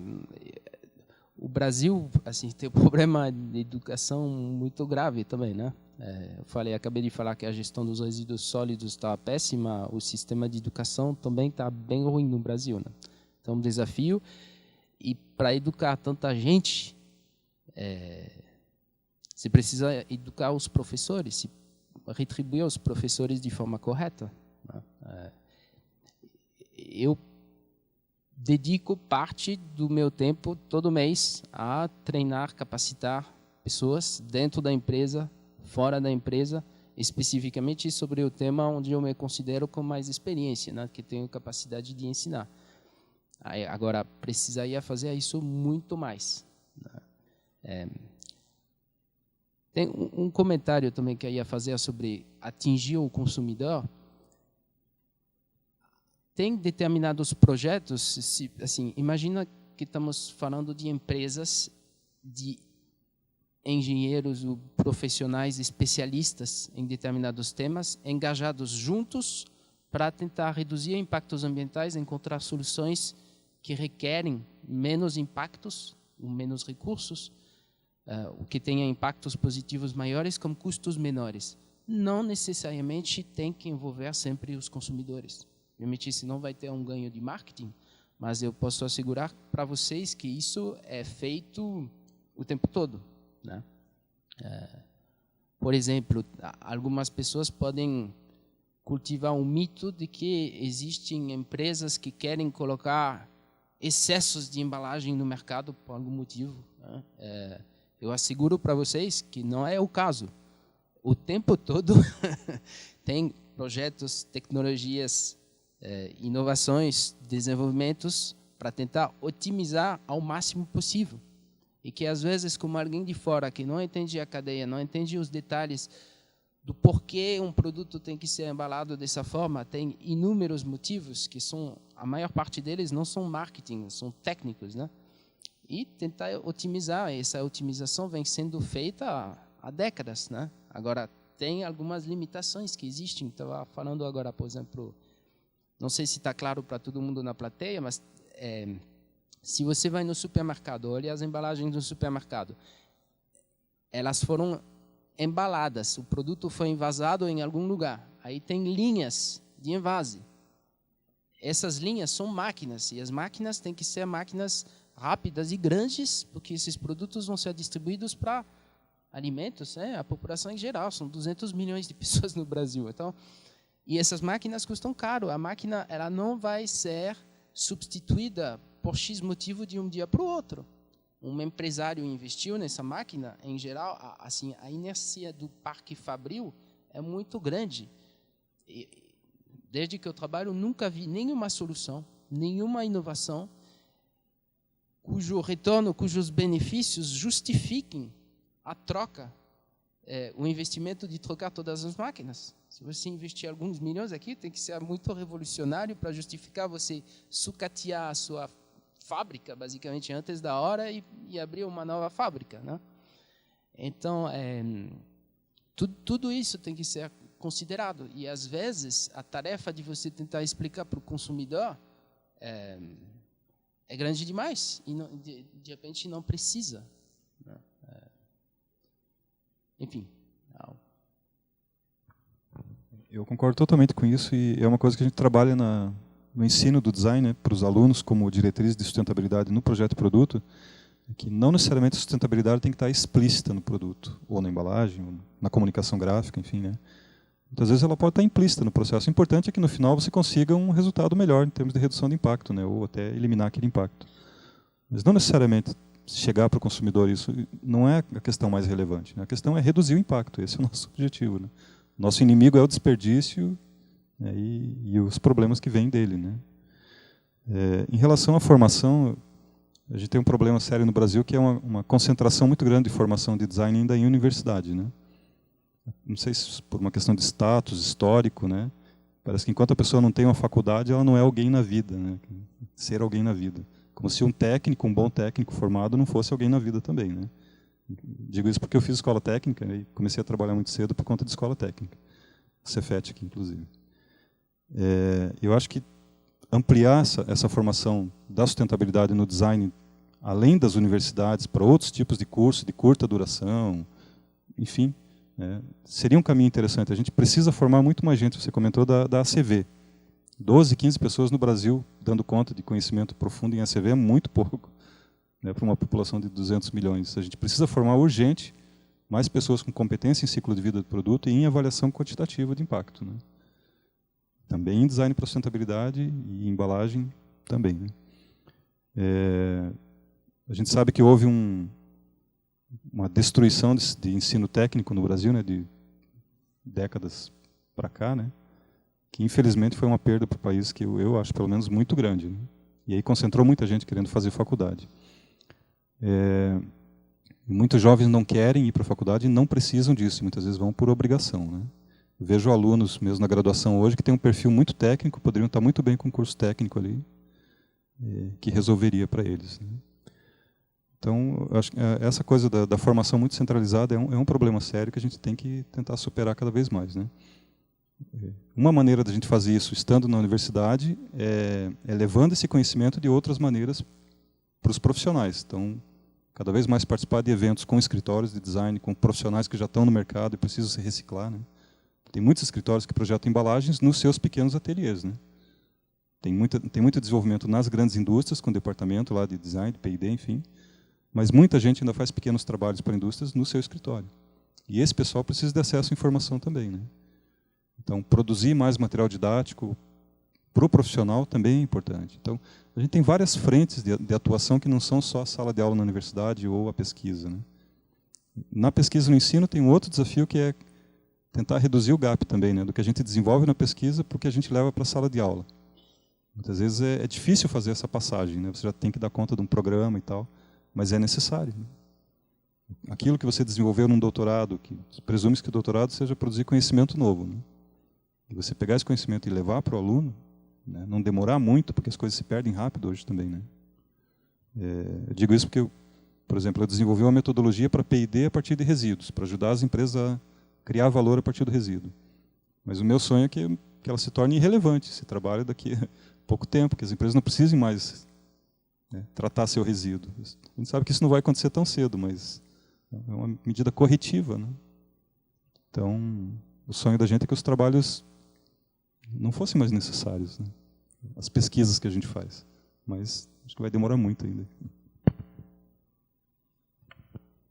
Queria abrir para participação da plateia, se alguém tiver alguma questão. Mas antes disso, eu fiquei com uma dúvida, não lembro qual de vocês fez a afirmação sobre ter 12 pessoas no país que trabalham com análise de ciclo de vida. Eu conversei com um professor da USP, Laércio, e assim, acho que deve ter mais pessoas que entendam do assunto na área privada, mas na área acadêmica, nas universidades, ele me falou que o grande financiador de ACVs no Brasil, até então, era a Petrobras, né? E Braskem, né? E, infelizmente, aí, pelos acontecimentos, acabou o dinheiro nessa área, se pararam a geração de novos bancos, enfim, meio que estagnou o estudo de ACVs no Brasil, e essas pessoas precisam viver, né? Então, assim, ele estava falando da triste realidade, um pouco das bolsas que acabaram, não tem mais financiamento, coisa e tal. E, então tem alguns núcleos, né? Eu acompanho desde 2003, quando formaram a Associação Brasileira de Análise de Ciclo de Vida, né? Ficou anos capengando no Brasil, e estatuto, isso e aquilo. E a gente não tem ainda um corpo técnico, acadêmico, pronto para digerir e produzir dados do que quer que seja, por causa um pouco dessa desorganização e desses fatos aí, né? Então, eles estão um pouco esperançosos agora com a questão tanto Estados Unidos como a Europa vão exigir a porcentagem de material biogênico do álcool exportado daqui do Brasil, né? E aí você tem que fazer o ACV, tem uma metodologia, um tipo de ACV, e você vai ter um número final, e isso depende os Estados Unidos é lote a lote, né? A Europa, eles vão utilizar uma metodologia que tira foto de satélite, de onde está vindo a cana, enfim, para caracterizar, e acho que serve por 3 anos. A cada 3 anos você tem que enviar de novo o laudo, né? Mas isso vai criar uma massa crítica para ter mais pessoas estudando quando isso começar a acontecer. Está todo mundo na iminência disso virar uma realidade, mas a verdade é que, assim, pelo menos no setor acadêmico, são realmente, pelo que ele falou, pouquíssimas pessoas. Mas isso que você explanou é muito setorizado, né? Para um interesse específico, particular. A indústria como um todo não tem iniciativa nesse sentido. Se você permite complementar isso, estamos falando de ACV acadêmica, ou seja, professores especializados trabalhando apenas na ferramenta a nível acadêmico. Hoje tem, assim, o que importa mais é pensamento de ciclo de vida, já seria muito bem-vindo. Não precisa fazer, porque uma avaliação de ciclo de vida completa, com todos os dados, você pode passar a sua vida inteira fazendo, entrando nos detalhes. Imagina, você pega, por exemplo, sei lá, cadeia da carne, que talvez eu vou falar da carne depois, mas aí você pega um corte específico, aí você tem que levantar todos os dados do transporte, do consumo, onde que vai. Bom, é um trabalho faraônico, né? Mas não precisa fazer isso. Não precisa, assim, pelo menos para você ter boas noções para tomada de decisões, em muitos casos, você não precisa de uma CV acadêmica. Você precisa do pensamento de ciclo de vida. Aliás, foi falado pelo Cláudio no início, da gente tentar comparar os impactos do produto embalado e da embalagem. Faz o exercício na internet, você acha as informações rápidas, pegar 1 quilo de picanha, mais ou menos, sei lá, uma picanha pesa 1 quilo, né? Aí coloca impacto em emissões de carbono da picanha. Emissões de carbono, pegada de carbono da picanha. Não é assim, então precisa ser tão especialistas para ver isso. Aí vai ver um número. Aí coloca a pegada hídrica da carne. Quantos litros de água que precisa para produzir 1 quilo de carne. E aí você faz o mesmo exercício em casa, pega lá a embalagem flexível plástica, pesa, quanto que pesa. Se quer uma dica, pesa mais ou menos 10 gramas para uma embalagem de picanha, né? E aí você vai na internet e coloca qual é a pegada de carbono mais ou menos do plástico. Caso você não vai ter um dado muito refinado. Mas pega lá um PE, que a maior parte é PE, a maior parte da composição, verifica e compara. E aí você vai ter uma ideia do impacto relativo da embalagem e do produto embalado. Então, que no caso vai ser 100 a 1000 vezes mais no produto do que na embalagem. Então, você passa a dizer, mas se 100 vezes mais, coloca num gráfico, o impacto da embalagem nem aparece. O impacto inteiro está na carne. E a embalagem existe para quê? Para proteger essa carne. Hoje em dia tem soluções como 10 gramas de plástico, você para proteger uma carne durante 3 meses. Né? Apenas refrigerado. A carne fica boa. Como é possível isso? É tecnologia. Então, olhando esses números e conhecendo um pouco, fica difícil você defender a bandeira de que embalagens de carne precisam ser recicláveis. Ainda mais conhecendo a gestão dos resíduos sólidos no Brasil. Então, utilizando a ferramenta, rapidamente se encontra dados sem necessariamente levar isso para uma pesquisa acadêmica. Né? Em relação à ACV, o que a gente acaba usando em projetos de pesquisa normalmente é o que se chama de screening, LCA, né? É a ACV geralzona, né? Simplificada, mas que já ajuda a mapear as principais frações de impacto ali, né? Foi a que eu usei no mestrado, inclusive, e foi suficiente, não precisava mais do que isso, né? Mais do que isso demoraria muito, seria muito caro, né? Talvez eu nem conseguisse alguém para fazer, né? Então, quando você vai para a avaliação quantitativa, normalmente a screening já resolve, né? Mas antes disso, e eu concordo de novo com o TED, né? Tem que ter o pensamento de ciclo de vida, né? Conceber as coisas em função do ciclo de vida, né? A gente escutava muito até um tempo atrás, ainda escuta, né? Vamos fazer um produto sustentável, né? O produto ecologicamente correto, né? E para a gente é quase um palavrão isso, né? Porque você não projeta produto ecologicamente correto, você projeta um ciclo de vida mais adequado, né? Então, você vai projetar as etapas do ciclo de vida. E para projetar essas etapas, você vai usar algumas estratégias, né? Então, normalmente a gente usa 5 estratégias, pelo menos, que é fazer com o mínimo de recursos, né? e aí recurso no sentido amplo, água, energia, material, tudo mais. Usar recursos de baixo impacto, depois tentar estender a vida do produto, depois tentar estender a vida do material que foi feito o produto, se o produto não vai durar mais, e facilitar a desmontagem. Então, são as 5 grandes ações ao longo do ciclo de vida do produto. Isso é o que a gente tenta trabalhar em sala de aula com os alunos, fortalecer muito bem esse pensamento do que é o ciclo, que ele pense esse ciclo de um modo mais circular possível, né, integrado com outros circulares, e essas 5 estratégias, incorporar no pensamento do designer, né, no projetual, essas 5 maneiras de agir em relação ao produto ou ao serviço. Hoje, cada vez a gente projeta ciclo de vida de serviço também, né? Depois, tentar entender ferramentas quantitativas, né? Antes disso, tem ferramentas qualitativas que são muito úteis também, né? Por exemplo, checklists, né? Quer dizer, para cada uma dessas 5 estratégias, eu tenho várias ações que eu posso fazer, né? Por exemplo, reduzir o uso de recursos. Reduzir o uso de recursos na etapa de pré-produção, de produção, de distribuição, de uso e de descarte. Por aí vai, né?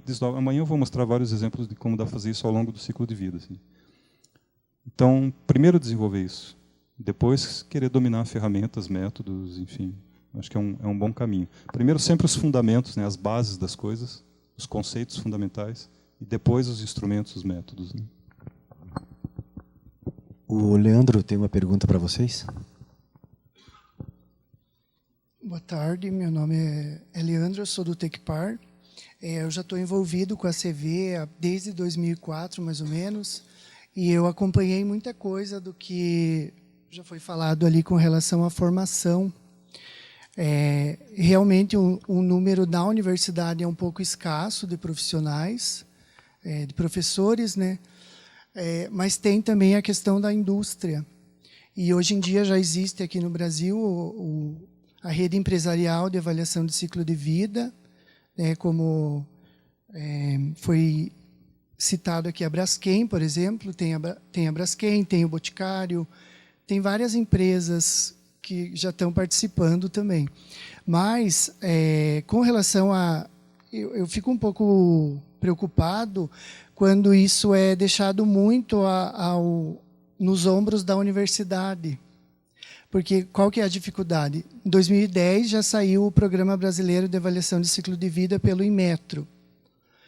E, inclusive, para participar das reuniões, as universidades precisam ter recursos para que os professores vão, ou alguma pessoa que queira participar, ela tem que ela mesma se financiar para participar dessas discussões.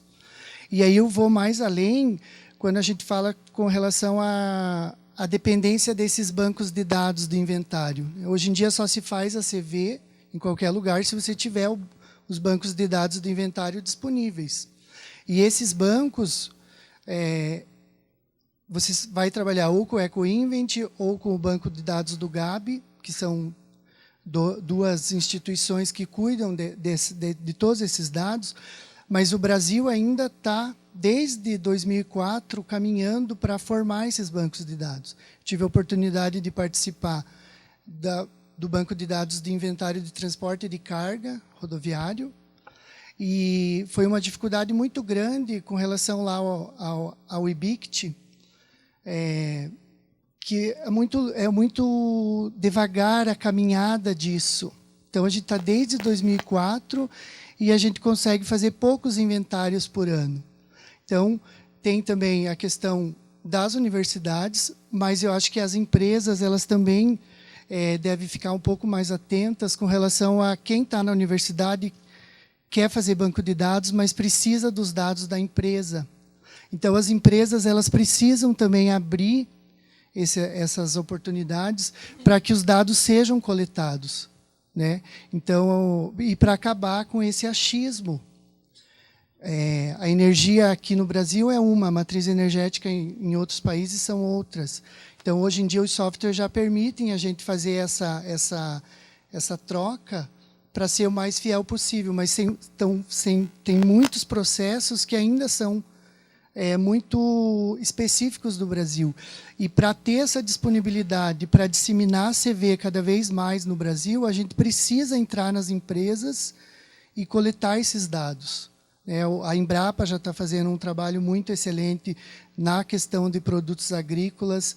Então, hoje em dia, já tem inventário de soja, de milho, de cana, que já estão sendo construídos. E aí isso foi setorizado no Brasil. Quem tem a competência num determinado ramo de atividade foi focado nisso.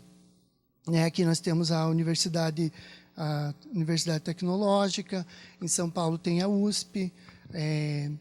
Eu, inclusive, faço parte da rede de avaliação de impacto, que a ideia é criar métodos de avaliação de impacto que usam essa base de dados de inventário para daí você chegar no impacto.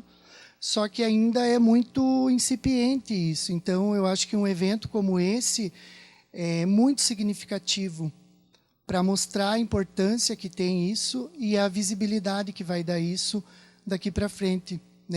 Então, é muito importante o que a gente está fazendo aqui hoje, porque isso vai, de alguma forma, auxiliar nessa abertura.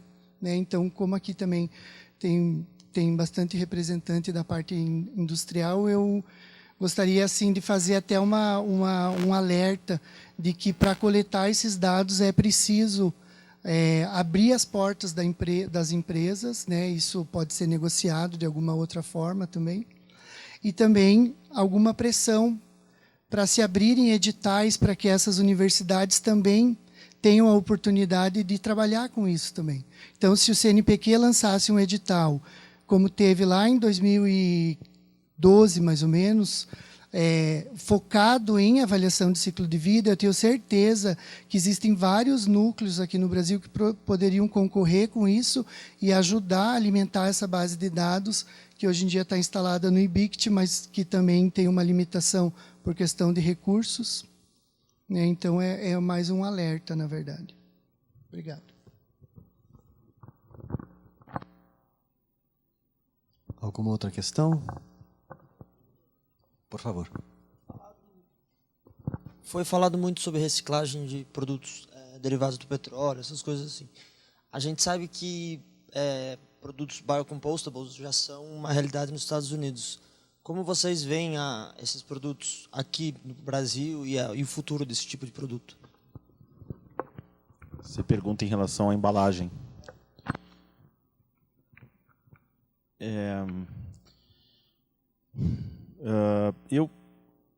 Talvez aí não sei se eu e o Ted e o Cláudio vamos concordar aí, mas acho que assim os compostáveis, ou enfim, vamos falar dos compostáveis como o PLA, né? Eu acho que eles têm um apelo de marketing muito forte, né? Durante muito tempo a gente, em alguns fóruns de discussão de embalagem, né, sempre vem a história da embalagem simplesmente sumir ao final do seu uso, né? Tomara que ela desapareça, que ela composte, que ela, né, se dissolva, enfim, né, sai da minha frente, né? Mas no final a gente tem que olhar o ciclo de vida, né? Ou seja, quanto custou, qual que é o impacto de utilizar aquela embalagem, enfim. E se for ver também uma embalagem que no final ela seja desenhada para ser destruída no final, é um negócio que você já está pensando num material que você só quer que ele tenha um ciclo, né? Ou seja, você vai plantar um milho, produzir resina, né? Fazer todo negócio e no final ele desapareça, enfim, porque eu não consigo resolver outros problemas, né? Não consigo trabalhar a cadeia da reciclagem, não consigo fazer a história da economia circular ser uma verdade, né? A Fundação Ellen MacArthur, né, que prega essa história da economia circular, ela tem 2 ciclos, né, que é o tecnológico, né, e o biológico, né, o outro, né? E no biológico entram, ou seja, esse tipo de material que viraria, no final, acabaria em alguma plantação, né? O composto iria para alguma árvore, uma parte da agricultura. Mas eu, particularmente, acho que ela fere a história de você poder utilizar, às vezes, várias vezes, se é que é possível, né, você reinserir esse material na cadeia. Então, você já, de cara, pensar que você vai dedicar solo, água, enfim, a gente sabe que a agricultura, esses materiais utilizam uma quantidade enorme de água, tem a discussão da competição com alimentos, enfim, uso da terra para outros fins, né? No final, se você já está pensando que ele só cumpra a sua função de embalagem, no final ele termine a sua vida, não sei, parece ser fácil a gente decidir isso já no projeto, mas ele peca um pouco nessa vontade de você parar de extrair recursos e tentar de alguma maneira otimizar a cadeia. Mas sobre os bioplásticos, os plásticos biodegradáveis, a gente poderia fazer vários debates só sobre esse tema durante vários dias, porque o tema é bastante complexo, né? Só vou colocar algumas explicações, não sei se fica claro para todo mundo, porque à primeira vista pode parecer uma boa ideia, né? Eu já escutei alguém me falar, não, mas é melhor biodegradável ou reciclável? Esse tipo de pergunta que é extremamente simplista, que não faz muito sentido, mas na cabeça das pessoas eventualmente é assim, né? A pergunta é, se existem tecnologias biodegradáveis e se realmente traz benefícios, por que empresas grandes que poderiam se aproveitar desse tema, por que então não adotaram em massa esses novos plásticos disponíveis no mercado? Não sei se tem alguém que pensa dessa forma hoje. E os motivos são os seguintes. Tem vários, mas eu vou dar alguns lá. Por exemplo, hoje, talvez 70% das embalagens primárias são para alimentos. Se você vai no supermercado, tenta ver quantas gôndolas tem alimentos, a maior parte é alimento, aí depois você tem higiene pessoal e higiene da casa, né? Olha, o motivo de ter uma embalagem em volta dos alimentos é para proteger os alimentos de sujeiras, de contaminação e para aumentar a vida útil, para possibilitar a distribuição, né? Se você faz uma embalagem que se degrada, você vai ter que controlar isso muito bem, porque se a degradação ocorre enquanto a embalagem não foi... Então, é um pouco contraditório ter para embalagens alimentícias, né? Aí você vai me falar, não, mas a gente vai fazer um tipo de material que se degrada somente depois de um certo tempo, aí começa a complicar, né? O outro motivo é assim, eu acompanhei nesses últimos anos dezenas e dezenas de projetos, e em nenhum deles a embalagem biodegradável trouxe alguma vantagem, por isso que não foi adotada, e posso garantir para vocês que, especialmente empresas grandes, têm interesse em melhorar esse tipo de coisa, né? Quando você tem um plástico, o plástico hoje é muito otimizado, extremamente otimizado. Você compra uma embalagem, às vezes você não sabe que tem 7, 9 camadas, 12 camadas extremamente finas de materiais diferentes para tentar otimizar a proteção com o mínimo de material possível, né? Hoje, como os plásticos biodegradáveis disponíveis, é muito difícil, tecnicamente, em muitos casos, conseguir esse tipo de desempenho técnico do material, né? Então, tem também essas limitações. Uma outra limitação que foi colocada, eu vou colocar um material biodegradável porque ele vai se biodegradar, mas biodegradar em si não é uma vantagem ambiental, não é assim que se faz, porque nada se cria, tudo se transforma. Então ele vai se transformar em outra coisa, né? Na verdade, ele vai se transformar em quê, então? Em gases de efeito estufa? Não, ele vai se transformar em composto para utilizar na agricultura. Tudo bem, então você vai ter um produto composto, mas onde que vai ser compostado? No Brasil não tem cadeia de compostagem, pois consumo não existe, ponto final. É 0, alguma coisa. Então, se vai trazer alguma coisa biodegradável para quê? Outra preocupação é, você vai falar para a população que é legal porque vai se biodegradar, então não, isso será que é um incentivo para que a população jogue esse material em qualquer lugar na esperança de que ele vai sumir? Que nada some, né? Ele vai se transformar em outra coisa. E é preocupante, especialmente no Brasil, onde tem já muito material jogado em natural nos lixões. Então, são alguns pontos que explicam o porquê da não adoção hoje de materiais biodegradáveis. Agora, escutem, tem casos, tem nichos de mercado, tem situações específicas onde pode e onde faz sentido, né? Tem, sim, eu creio. Mas tem que estudar caso a caso, e se o objetivo for reduzir o impacto ambiental, você tem que analisar o caso muito bem. Né? O Rafael tem mais uma pergunta para vocês? Eu ia comentar bem rapidamente, é que essa questão do bioplástico, a gente cai de novo na falta de informação, e aí, principalmente para os designers, né? A gente não tem informação suficiente sobre esse tipo de material, sobre o desempenho, sobre o ciclo de vida, sobre o que ele se torna depois, né? Essa informação nós ainda não temos, o fato é esse. Então, se a gente for especificar esse material, a gente vai estar especificando sem estar embasado suficientemente, né? Eu, pelo menos, ainda não estudei a fundo, talvez outros designers tenham estudado, né? Me interessa muito o tema. Eu tenho um outro projeto de pesquisa na UEL que é o uso de impressão 3D, né, para educação infantil. E uma das ideias é usar, né, se for viável, os bioplásticos como matéria-prima para produzir, né. Mas isso passa por avaliar se ele realmente vai ser melhor ou não, para não ficar vendendo a ideia de o PLA é ecológico, então seu filho pode imprimir, que depois ele, né, põe no jardim e vai sumir, vai virar comida das minhoquinhas. Isso é uma balela, né. Nós temos que estar bem informados sobre essas coisas para não falar bobagem. Sem dúvida. Então, o Rafael faz mais uma pergunta para vocês. Boa tarde.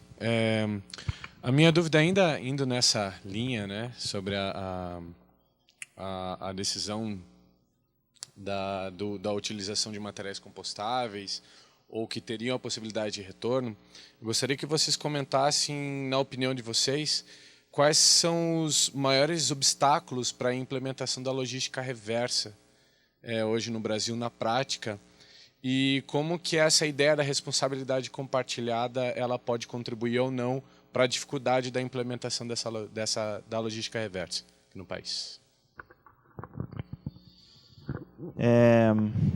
Bom, acho que o primeiro ponto é que o Brasil é quase continental, né? E a gente tem uma infraestrutura, além da educação e além das outras coisas, entre outras também coisas, uma infraestrutura péssima, né? Então, por exemplo, eu vou dar um caso lá da empresa que a gente está. A gente, a cada 10 anos, coloca as metas, os objetivos, né, dos 10 anos, né? Então, dos 8 objetivos que se colocaram em 2015 para 2025, dentre a utilização de papéis com certificação, enfim, um deles é auxiliar a cadeia, né, os nossos clientes, os clientes dos nossos clientes, a retirar 70% dos resíduos gerados por nossos produtos dos aterros, né? E aí, assim, quando essa meta chegou, e eu faço parte do comitê que, enfim, que faz a digestão dessas metas, eu perguntei assim, poxa, pelo amor de Deus, por que foi 70% de cara, né? Essa hoje é menos de 1%, né? Em 10 anos a gente sair de 1% para 70% vai ser um desafio hercúleo, né? E assim, aí a gente está discutindo isso globalmente, e aí quando eu começo a falar de América do Sul, aí eu já falo assim, bom, vamos começar o piloto no Brasil, porque já a legislação da Argentina é diferente, do Chile é diferente, a Bolívia nem se fala. E aí quando eu falo do Brasil, eu falo assim, bom, vamos começar por São Paulo, né, que pelo menos as estradas são melhores, eu tenho indústria, eu tenho consumo. E aí quando a gente vai ver assim, puxa, em Porto Alegre, né, e em Curitiba, né, e o que fazer, aí você começa a primeiro assim, o frete ele custa, né? Então você pode até achar uma boa solução em Porto Alegre que não vai servir para Porto Alegre, não vai servir para Curitiba, não vai servir para Santa Catarina. E aí eu vou para Porto Alegre e não tem essa solução. Eu tenho que achar outra solução, né? Isso assim, para começar no mais superficial para falar, que são as distâncias, né? Mesmo dentro de São Paulo, a nossa fábrica fica ali perto de Campinas, e os primeiros projetos de de logística reversa que eu comecei a fazer. Eu fui visitar algumas farmacêuticas, algumas indústrias que utilizavam nossos rótulos. E pelo fato do cara estar do lado de cá de Campinas, o cara que tinha que pegar já tinha que pagar o pedágio. Então, pelo fato dele pagar o pedágio, a massa crítica que ele tinha que juntar para justificar esse pedágio, já a indústria farmacêutica falou assim, não, mas eu não tenho como guardar todo esse material aqui para justificar o teu transporte, né? E a gente não saía da história. Então, meio que a coisa, com esse cara que estava do lado de cá do pedágio, não dava para fazer, né? Então, assim, isso para falar por cima, se a gente for só pensar no modelo, né? Depois tem a história do transporte mesmo, né? A gente, por exemplo, a primeira indústria interessada em fazer isso com a gente foi a indústria de vinhos na Argentina, né? Isso há uns 6, 7 anos atrás. A indústria argentina queria aterro zero nas vinícolas, né? É um produto premium, enfim, que, né, alto valor agregado, e ela queria colocar isso no seu storytelling, né? E aí elas ficam localizadas em Mendoza, né? Então a gente achou uma solução que tratava esse material a 800 quilômetros dali. Então o que tinha que sair? Um caminhão a 800 quilômetros, trazer, tratar e mandar para a indústria consumidora, que eram outros 800 quilômetros, né? Então, mesmo na Argentina, que não é continental, a coisa começava onde você tem um processo intermediário para preparar o material, para ser matéria-prima de alguma outra indústria. Às vezes as coisas ficam tão longes. Para vocês terem uma ideia, o rótulo autoadesivo ele tem o liner, que é a parte de trás, né? Imagina a figurinha, aquela parte que você joga fora, né? É um papel siliconado, né? Isso é parte do resíduo do nosso material. A única empresa que reciclava no Brasil ficava no Recife, né? Então, putz, o cara tinha que vir um caminhão de Recife até São Paulo, pegar o material para ir para Recife, tratar esse papel, tirar o silicone, né? E aí ele tinha que vender para uma indústria de lá mesmo, que era, no final virava guardanapo, né? Mas você olhava aquilo e falava assim, isso é insustentável, uma hora esse negócio vai acabar, né? Então, você fica tentando encontrar soluções locais, fechar a questão da logística, coisa e tal.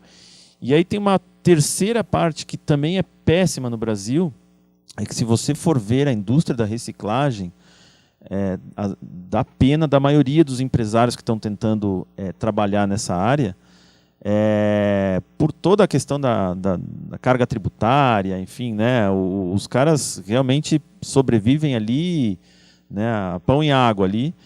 E então, como é que uma indústria multinacional que encontra uma indústria recicladora que está nessa condição de trabalho, você apostar num modelo de longo prazo, você fala assim, eu não sei se esse cara vai estar vivo o ano que vem. Aí você vai mover todo um trabalho de engajamento da cadeia, sendo que o cara, você não sabe se ele está com os impostos em dia, se ele está com a licença ambiental em dia, né? E você tem que verificar isso, porque começa a estar o teu nome na história, né? Então, para nós, a experiência tem sido assim, difícil nesse sentido, porque a gente tem a meta, 2025 tem que chegar nos 70%, mas a gente pode ser que em 2024 esse castelo de cartas desabe, né? Porque realmente é muito frágil essa cadeia a indústria da reciclagem no Brasil ainda, ela é muitas vezes pouco profissional, né? E você não sabe da sobrevivência dela. Teve um exemplo, desculpa teu nome, não, a da moça aqui da frente, Ângela, né? Acho que você que falou do poliéster, não? Foi você que falou, não? Você que falou poliéster, né? Poliéster é um dos resíduos também. A gente pode ser papel ou poliéster com silicone. E eu tenho tentado encontrar soluções, né? Não, acho que não é o teu uso, né? Mas é o mesmo material. E aí, que acontece? A gente, durante anos, vem escutando lá de fora que assim, o poliéster é um grande material porque ele é mais reciclável ainda, tem maior valor agregado que o papel. Né? Então, os Estados Unidos utiliza já bastante poliéster como liner, né, nos autoadesivos. Aí você vem para o Brasil e fala assim, ok, então vamos encontrar uma solução para o poliéster. Né? Esse filme que sobra é um filme de 23 micras, bastante leve, fininho. Né? E aí você vai ver a indústria de reciclagem, basicamente ela pega a garrafa PET do refrigerante, né, moe a garrafa PET, né, faz o pellet lá e transforma em resina poliéster, que é utilizado para a indústria alquídica, resinas alquídicas, tecidos, enfim. É só inserir o nosso material no meio. Bom, para começar, como ele é muito mais leve, ele ocupa um monte de volume num caminhão, né?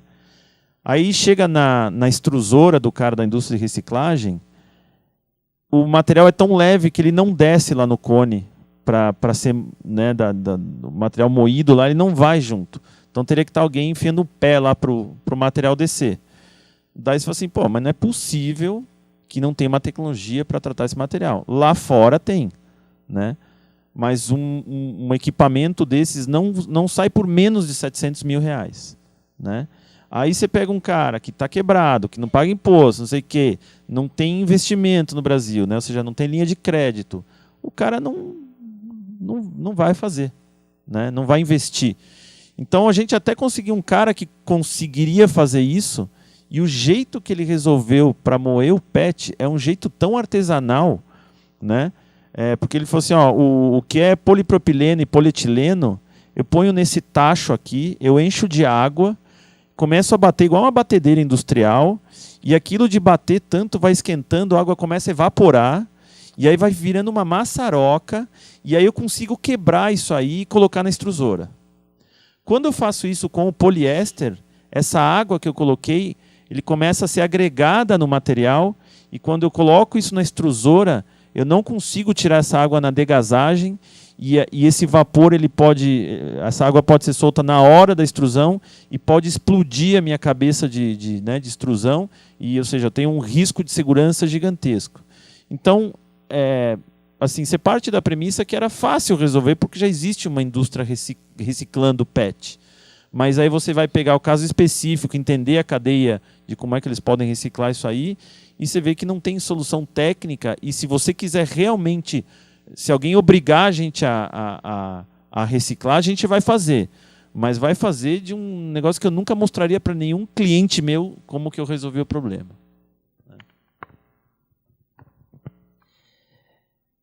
Eu vou falar rapidamente desse tema na palestra de amanhã, da logística reversa das embalagens, mas quando a gente fala desse tema, tem que recontextualizar, não sei se ficou claro para vocês, quando a gente fala em embalagem e meio ambiente, a primeira coisa a olhar é produto, distribuição do produto.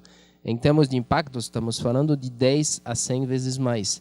Está muito pouco otimizado no Brasil. Então, se você tem tempo, se você quer investir e trabalhar nesse tema, melhorando as suas embalagens, a primeira orientação é faça embalagens mais inteligentes para servir a sociedade e cumprir a sua função corretamente. Tá? Segunda coisa que tem que olhar, tem potencial de redução grande, como as novas tecnologias. Quando se passa, vou mostrar alguns exemplos, de determinadas soluções de embalagem que existem há tempo para novas, esse sim, eu vi vários exemplos desses, você pode reduzir 70% a 80% da quantidade de material, né? Hoje, com exceção das latas de alumínio, não existe nenhum material que é reciclado 70%, 80%. Para dar uma ideia, é 2 vezes a taxa de reciclagem da Suécia. Então, se você consegue reduzir, reduz independentemente de se vai ser ou não reciclado. Porque se você reduz 50%, o que sobra é muito mais do que a reciclagem de qualquer outro material. Entendeu? Então, primeiro teria que fazer isso. 10 a 100 vezes mais importante, otimizar a cadeia do produto. Depois tentar reduzir. Se você quer falar de gestão dos resíduos no Brasil, o problema não é a falta de reciclagem. Não sei se está claro para vocês, vou mostrar alguns dados amanhã, mas o Brasil, 40%, e ninguém sabe nem o número. Eu creio que talvez se aproxime de 50% dos resíduos sólidos urbanos vão para onde? Vão para lixões, os jogados em qualquer lugar. Isso é abominável, é intolerável. Deveria ser a prioridade número 1. Número 1, absoluta. O problema da gestão dos resíduos no Brasil é gravíssimo, é esse, né? Olhando essa situação, pedir para empresas investir na reciclagem de poliéster siliconado ou de não sei o quê, chega a ser ridículo, porque não é nisso que o dinheiro escasso deve ser investido para melhorar a gestão dos resíduos no Brasil. Não é. Infelizmente, isso é pouco falado, porque tem vários interesses, etc. Mas é só olhar os números que fica claro, né? E, finalmente, talvez algumas pessoas vão falar até de exagero, né? Mas, assim, se for para fazer logística reversa no Brasil, eu creio, vamos focar primeiro naqueles materiais que podem facilmente ser reciclados porque têm um certo valor, né? E eu questiono bastante o sistema de cooperativas. Me cita um país no mundo onde os resíduos são bem gerenciados e o sistema é baseado em cooperativas. Não tem. E não é, o Brasil não é um bom exemplo para essa resposta, porque a gestão no Brasil não é boa, né? Então, mas o Brasil é diferente porque há cooperativas, porque são pessoas pobres. Não sei, será, se a gente faz o balanço desde que começou, né? Eu vi os números recentemente, está péssimo, está péssimo. Aí você vai falar, não, mas é por causa da crise econômica. Eu não sei, sinceramente, não sei se é o modelo correto. Porque a gente não se inspira de outros países. Você pega a Suécia, por exemplo. Né? Como que faz a Suécia considerada como o país que mais bem gerencia os seus resíduos? Não poderia ser um exemplo a seguir? Enfim, então, e realmente tem que tomar muito cuidado. Eu vi vários projetos que estão pipocando de empresas que investem dinheiro para forçar a reciclagem de forma artificial com verba de marketing, né? Em muitos casos, o estrago ambiental é grande disso, porque se não tem viabilidade econômica, provavelmente, em termos ambientais, é pior. Então, você vai o quê? Você vai colocar verba de marketing para pagar frete de caminhão para cá, para lá, para financiar projetos de reciclagem, para ter produtos no final que nem pagam o processo. Para que fazer isso? Para quê? Para falar para a população, enganar de alguma forma de que isso trouxe um benefício? Eu tenho que tomar muito cuidado com isso, né? Então, novamente, volta para a ciência, avalia isso de forma mais correta, né? Enfim. Sobre logística, esse é o meu comentário. Eu queria puxar especificamente, você falou aí a questão dos coletores, é uma coisa que sempre me incomoda, né, quando a gente fala de design para sustentabilidade, embalagem, enfim. Acho que existe uma visão meio cínica ainda, né, de vamos promover a reciclagem para estimular as cooperativas, os catadores, os coletores, como se queiram chamar, né. E assim, como se a pessoa tivesse que ficar naquela condição social, né, aquilo fosse a solução para a vida dela. Assim, será que não é muito mais inteligente pensar em outros sistemas em que você eventualmente tire a pessoa dessa função de uma vez, né? E crie um outro sistema em que ela trabalhe de uma outra maneira, mais humana, mais, né? Eu lembro, teve um concurso de design uns anos atrás, faz uns 8, 9 anos, e teve tem um prêmio que ganhou, um projeto que ganhou o concurso, que era um redesign do carrinho de coleta para o cara que estava na rua catando resíduo. Eu achei uma coisa, usando a palavra, abominável também, porque é um design cínico para mim isso, né? Vão desenhar um carrinho melhor, que vai a marca do não sei o quê, mas o cara continua puxando como se fosse um animal na rua, né? Então, isso não é humanidade, para isso conversa, né? Eu acho que não é uma coisa que um designer deveria se orgulhar de fazer, assim, redesenhar um carrinho para o outro ficar puxando na rua, né? Eu sempre faço um paralelo com profissões que eu, pelo menos, acho que deveriam desaparecer, que é desperdício de potencial do ser humano, né? Me desculpe se alguém trabalha com uma sensorista aqui, por exemplo, ficar apertando o botão do elevador o dia inteiro. Eu acho um desrespeito com a pessoa. Para isso conversa. Por que não tirar a pessoa dessa função e pagar uma formação para a pessoa fazer outra coisa, em que ela use a criatividade dela, a inteligência dela, né? Em vez de ficar ali apertando o botão para cima e para baixo para os outros subirem e descerem, né? É muito pouco para uma pessoa isso, eu acho, né? Talvez até alguém goste, mas eu faço o paralelo com o carrinheiro, né? A pessoa pode fazer muito mais que aquilo, como pessoa, se realizar mais, ser mais feliz, né? Se capacitar, estudar. Mas, às vezes, para a sociedade é conveniente alguém estar ali, né? Inclusive, ninguém nem vê a pessoa, né? A pessoa é invisível, né? Você entra num elevador, tem um assessorista, você nem lembra o rosto do elevador, do assessorista, se tinha bigode, se não tinha, se era homem ou mulher, você nem olha para a pessoa, ela é invisível para você. Então é nesse sentido, assim, ter essa visão menos cínica da reciclagem e das cooperativas e tal, e realmente pensar em sistema em que você traga dignidade para as pessoas, né? Acho que é isso. Eu queria... Infelizmente, Desculpe, por favor. A Política Nacional de Resíduos Sólidos, para quem sabe, ela ficou 21 anos tramitando no Congresso, né? A pergunta central era quem deveria ser responsabilizado por aquela garrafa de PET boiando no Rio Tietê, né?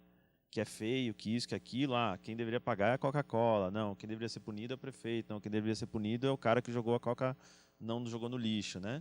E no final, convenientemente né, e com doses cínicas, né, a gente falou, não, a culpa é dos três, cada um tem que fazer a sua parte, né, a prefeitura organizar as cooperativas, né, a coleta seletiva, o consumidor tem que separar na sua casa, senão vai ser punido, enfim, tarará. Bom, depois de 21 anos, a gente, dia 24 de dezembro de 2010, né, o presidente, então, que estava assinou a política, e aí todo mundo assim, nossa, no outro ano assim, o Brasil tem a política mais avançada do mundo na gestão de resíduos sólidos. A gente só não sabia o que a gente tinha que fazer, né?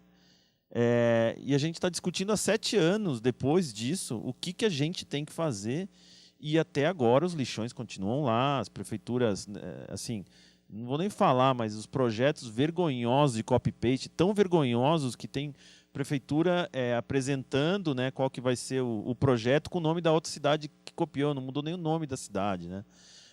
Trocou nem a capa. Nada, né? E aí, assim, tem um exemplo, quando foi em 2006, acho, eu tentei fazer coleta seletiva no condomínio que eu morava em São Paulo. E aí fui falar sobre prefeitura, e o cara me falou da máfia do lixo e a realidade das cooperativas e coisa e tal.